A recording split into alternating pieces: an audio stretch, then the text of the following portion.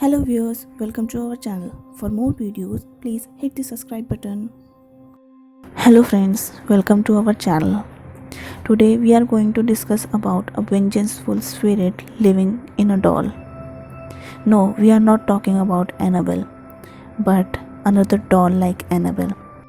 In 1918, a doll was purchased by a 7-year-old boy Ichiki Suzuku during Marine exhibition on Tanuki Koji Sapporo, a famous shopping street, as a souvenir and a gift to her 2-year-old sister. She loved it and played with her day and night, but suddenly died due to common cold.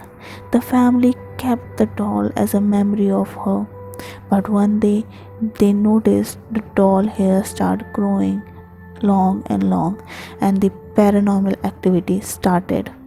They moved to another place named Sakhalin, and they placed the doll in a glass cage.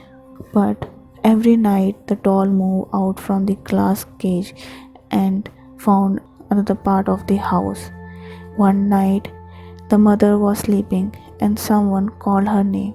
When she woke up, the doll was sitting on her chest with a knife in her hand. She screamed and threw the doll in other direction. Everyone got up due to the scream and found that this doll is haunted and called the priest. The priest the priest said it's an evil spirit and have to get captured. He took her and placed the doll in Manenji temple. The doll is also known as the Japanese Annabelle. There is a long story behind it. There was a servant girl named Okiku. She loved the master of the house, Aoyama, and Aoyama also loved her. One day, Aoyama got a proposal of marriage from his auntie. Okiku get depressed from the news and went to Aoyama. Aoyama promised her to take stand for their love and will refuse the proposal of the marriage. But Okiku doesn't believe him and decided to take a test.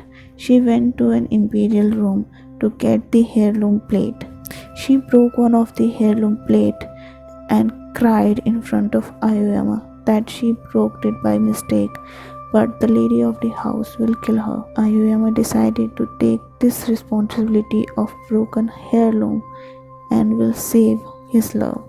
The lady of the house was very angry with it and punishes him. He got beaten up by whipping from the hunter. When the situation ended, Aoyama came to Okiku, brutally wounded due to the punishment. While seeing him like this, Okiku cried and accepted the truth that she broke the plate to take test of his love. After hearing that, Aoyama raised up in anger and drew his sword and killed her by beheading her head. Took his body and threw it into the well and covered that well with a wooden cap. But after that night, Okiku became a vengeful spirit, her soul raging for revenge. She haunted everyone in the family. At midnight, she went to the imperial room and counted the heirloom plates. 1, 2, 3, 4, 5, 6, 7, 8, 9. But when she could not find the 10th plate, she cried and killed. That cry can heard from any part of this palace. Aoyama became curious and come after the voice and found a girl sitting in the imperial room, very beautiful like Okiku. She looked at her with tears in her eyes.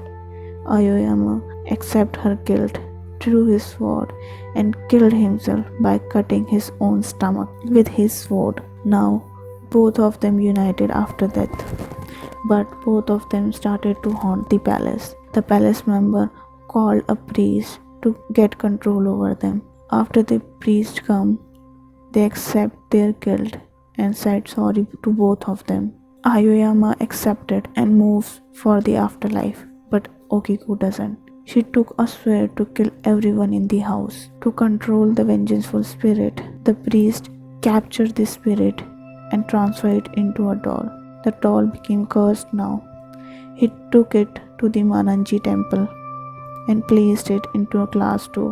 After that, she escaped from here. After a couple of centuries, she came back here by the priest. The surprising thing about the doll is she looks very innocent and cute. She has black big eyes and black straight hair, which grows bit by bit every day. The priest of the temple cut her hair above the shoulder, but after a week or a month, the hair grew back till the crown. The priest also said the hairs contain all the power, and when they chop the hairs, the power will be deducted, but her power could not be controlled. It's growing day by day. Many scientists also done some research on this doll but could not found the reason why a non-living thing like a doll has this much growth of hair. I hope you liked the video. Please hit the subscribe button for more videos like this.